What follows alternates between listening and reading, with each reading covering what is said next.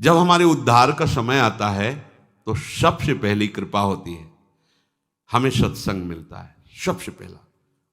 जैसे कोई भी व्यक्ति मिला और आपको भगवत चर्चा की बात सुना दी, ए देखो ये वीडियो देखो, ये कथा सुनो, देखो ये देखो, ये इसको सुनो तो आप, और आपकी रुचि बढ़ी सत्संग, ये सबसे पहली कृपा। जिसके उद्धार का समय आ जाता है उसके क्या लक्षण होते हैं? तो बोले सबसे पहले उसे सत्संग में रुचि होती है, सत्संग श्रवण में। साधुओं में श्रद्धा की बात नहीं कही गई, सत्संग में, भगवद वार्ता में उसकी रुचि होती है।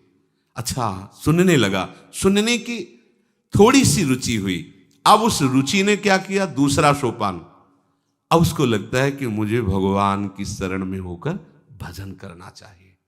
उसके अंदर प्रभु में अपनापन करने की, समर्पण होने की वृत्ति उदय होती है। बढ़िया क्रम है। सबसे पहले जिसका उद्धार होना होता है तो उसको सत्संग मिलता है, किसी भी व्यक्ति के द्वारा। ऐसा नहीं कि वो साधु के द्वारा ही, किसी पुस्तिका के द्वारा, किसी ग्रंथ के द्वारा, किसी प्रवचन के द्वारा, उसको किसी संत पर श्रद्धा की बात नहीं की जा रही। वो भगवत चर्चा श्रवण की, कोई कथावाचक, कोई रासाचार्य, किसी से भी उसे भगवत संबंधी वार्ता सुनने को मिली, आकर्षण उसका हुआ। अब उसके दूसरी बात, उसके हृदय में प्रभु के प्रति समर्पण होने की भावना जागृत होती है। मैं भी शरणागत होकर भगवान का भजन करूंगा। अब उसके द्वारा हृदय में तीर्थाटन करने की भावना जागृत हुई। अभी शरणागत हुआ नहीं, कैसे शरण में हुआ जाए, कैसे भगवान का भजन किया जाए, ये उसके हृदय में बात हुई। तो इस बात ने तीसरी बात पैदा की, चलो तीर्थों में चलते हैं, धामों में चलते हैं, पुरियों में चलते हैं। वहां चलने से भगवान के जो संत जन है, भक्त जन है, उनका दर्शन होगा। तब उनसे पूछेंगे कि भगवान की शरणागति कैसे होती है, भजन हम कैसे करें। तो वो तीर्थ याटन करता है। तीर्थ याटन से उसके हृदय में पवित्रता आती है। तब उस पवित्रता से वो महत् सेवयम, साधु महात्माओं की सेवा करने का भाव उसके जागृत होता है। संतों को वस्त्र दे दें, भोजन, कुछ किसी भी तरह उनकी सेवा करें, संतों से प्रियता होने लगती। संत सेवा का उसके हृदय में श्यान महत् सेवयाहा, महत् सेवा यही सबसे बड़ी सेवा। भगवत प्रेमी महात्माओं की यदि सेवा मिल जाए, ये महत् सेवा कही जाती है।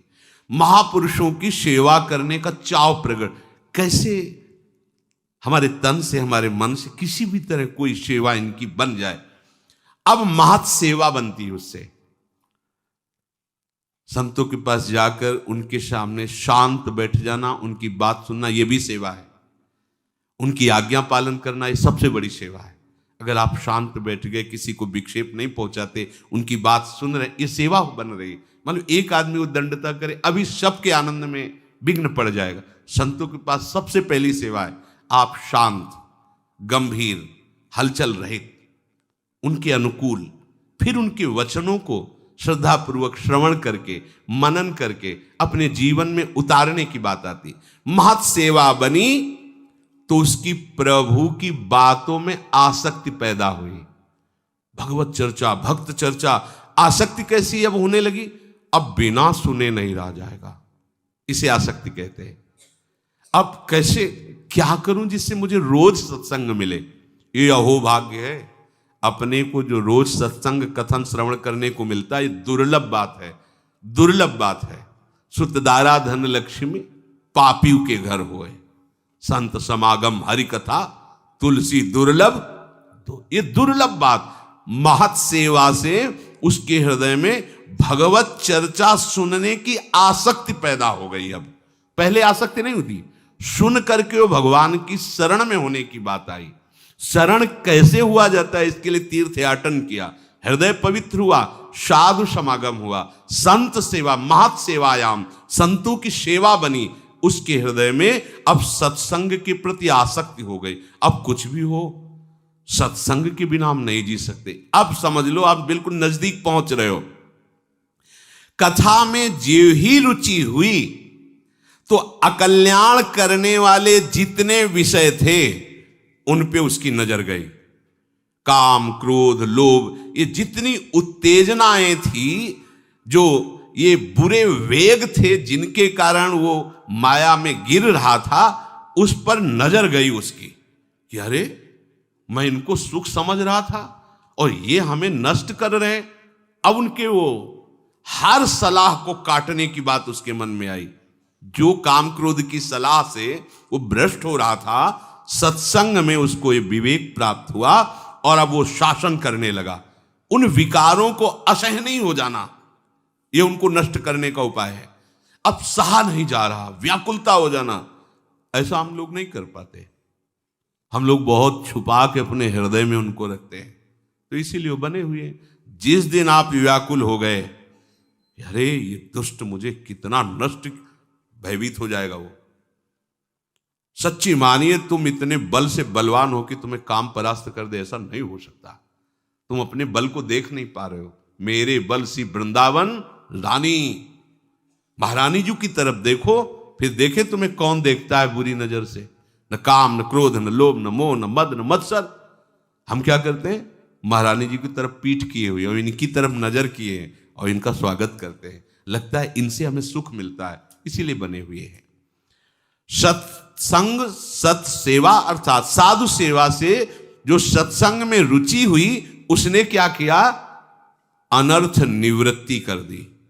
एक एक छांट छांट कर अपने मन के सारे दोष, अच्छा ये है हटाओ इसको, अब ये है हटाओ इसको।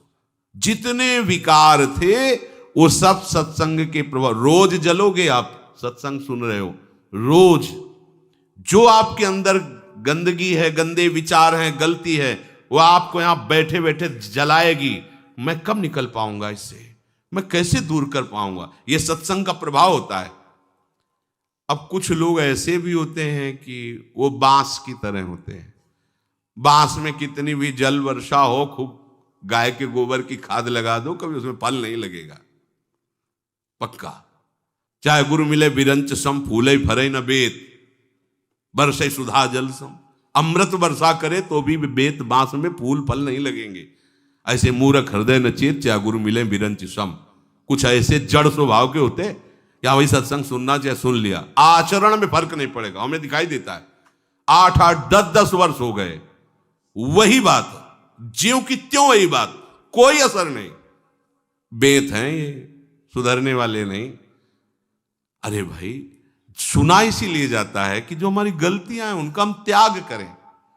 तो जो जिसका अब आखिरी जन्म है, ये जो क्रम आपको बता रहे हैं, पहले भगवद वार्ता सुनी, प्रभु के शरणागत होने का भाव आया, इसलिए तीर्थयाटन धाम यात्राएं शुरू की, संत समागम हुआ, संत सेवा बनी, हृदय में प्रभु के प्रति आसक्ति हुई, उनकी चर्चा सुनने की, सत्संग का प्रभाव छाया। जितने अंदर गंदगी विकार थे सबको त्यागने का धीरे धीरे निश्चय किया, उनका त्याग किया, अर्थात अनर्थ निवृत्ति हुई।